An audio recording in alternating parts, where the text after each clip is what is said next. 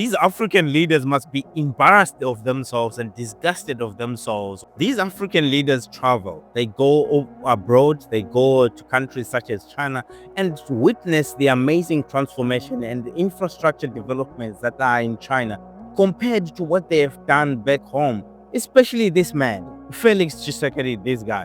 I mean, Congo is at the center of fueling the development of all these other countries. 70% of the world or global supply of cobalt comes from the Congo. This cobalt is the one that is fueling the development of the EVs in China. But in Congo, nothing is available to show for it. There is no excuse, no justification whatsoever for why that is, except for corruption and incompetence of his government. Talk about the exploitation, how these people of Congo are being exploited. His own people are being exploited under his watch. It's not like he doesn't know. If he doesn't know, it simply means he's even way worse than I thought of his incompetence. It simply means he shouldn't be in the office even for another day, because he is incompetent, because these people are being exploited, working in these dangerous mining environments without PPE, without proper equipment, without health and safety in place. It is the sole mandate of the government to make sure these areas are regulated. It's literally their job. That's what they're supposed to be doing. We shouldn't be seeing this around the world, on the internet, seeing these conditions and these mines. Where is the leadership? Where is the government?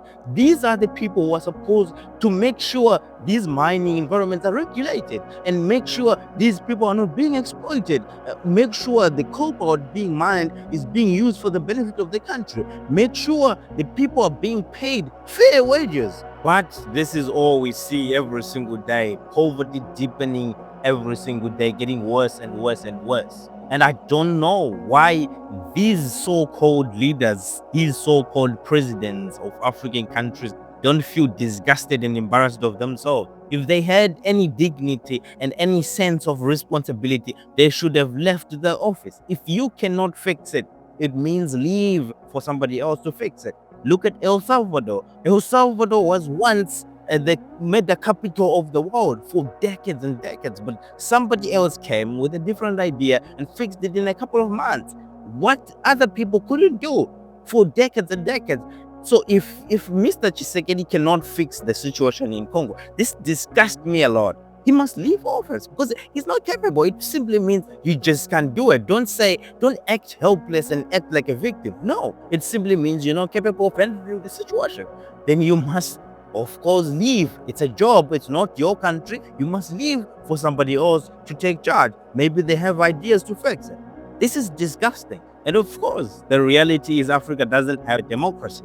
That's why these people continuously be in office, regardless of them being extremely incompetent and useless. That is why we cannot hold them accountable, because of corruption, because they're tyrants, because they're abusers, and they silence us and they don't want voices to speak up. And of course, the population also is not educated and they do not understand who is the first enemy that they should confront.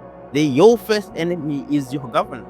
Is the one that is causing you most of the problem. The enemy without can do no harm if there's no enemy within. The enemy within, which is our leadership, is the problem. This is the first thing that we should deal with. And the reason why Africa continuously is stuck in poverty. If Africans were really conscious of all these things, these governments should all be overthrown. They shouldn't be in office even for another day, because this is unacceptable. But of course, these maniacs takes advantage because their populations are poor and uneducated. They cannot access bare basic information or go to school and be educated well enough for the whole population to be conscious and be able to rise up against them.